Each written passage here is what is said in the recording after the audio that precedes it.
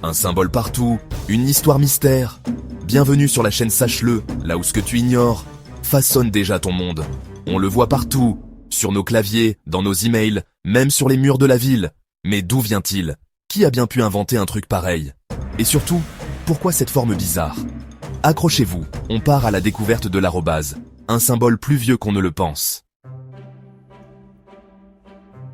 Du parchemin à l'écran, l'arrobase a traversé les âges. Ce symbole, que nous utilisons quotidiennement dans nos adresses e-mail, a une histoire fascinante et ancienne. Remontons le temps, direction le Moyen-Âge. À cette époque, la vie était bien différente de celle que nous connaissons aujourd'hui. À l'époque, pas d'ordinateur, ni d'internet. Les moines, dans leur monastère, étaient les gardiens du savoir et de l'écriture. Les moines, ces champions de la plume, utilisaient déjà l'eul. Ils l'employaient pour abréger le mot latin « ad », qui signifie « a » ou « vers ». Pas pour liker les photos de chatons, mais pour abréger le mot latin « ad », qui signifie « a ». Cette utilisation permettait de gagner du temps et de l'espace sur les précieux parchemins. Pratique pour gagner de la place sur les parchemins, vous ne trouvez pas? Les moines devaient souvent copier de longs textes et chaque espace comptait. L'arrobase servait aussi dans le commerce. Les marchands l'utilisaient pour indiquer les prix unitaires des marchandises. Elle permettait d'indiquer le prix unitaire d'une marchandise. Par exemple, un marchand pouvait écrire 10 pommes œuvre 2 deniers.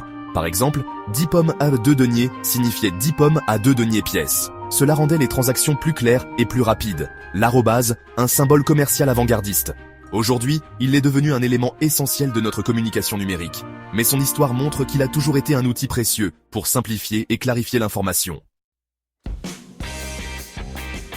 1971, l'arrobase entre dans la matrice, ou presque. Flash forward, direction les années 70. Une époque où les ordinateurs étaient de la taille d'une pièce et où l'idée de communiquer instantanément avec quelqu'un à l'autre bout du monde semblait tout droit sortie d'un roman de science-fiction.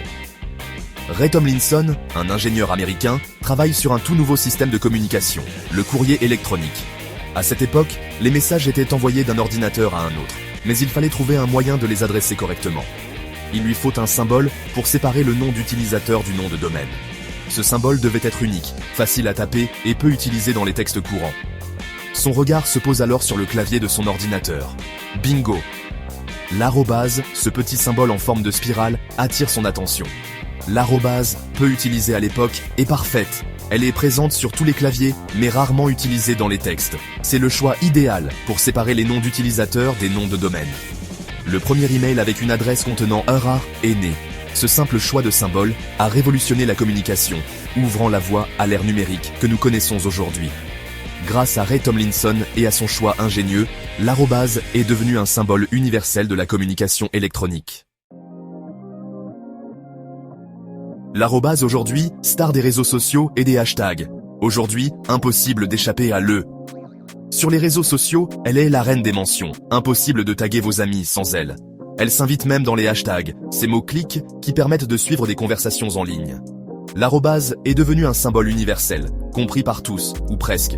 Elle représente la communication instantanée, l'interconnexion, et bien sûr, Internet.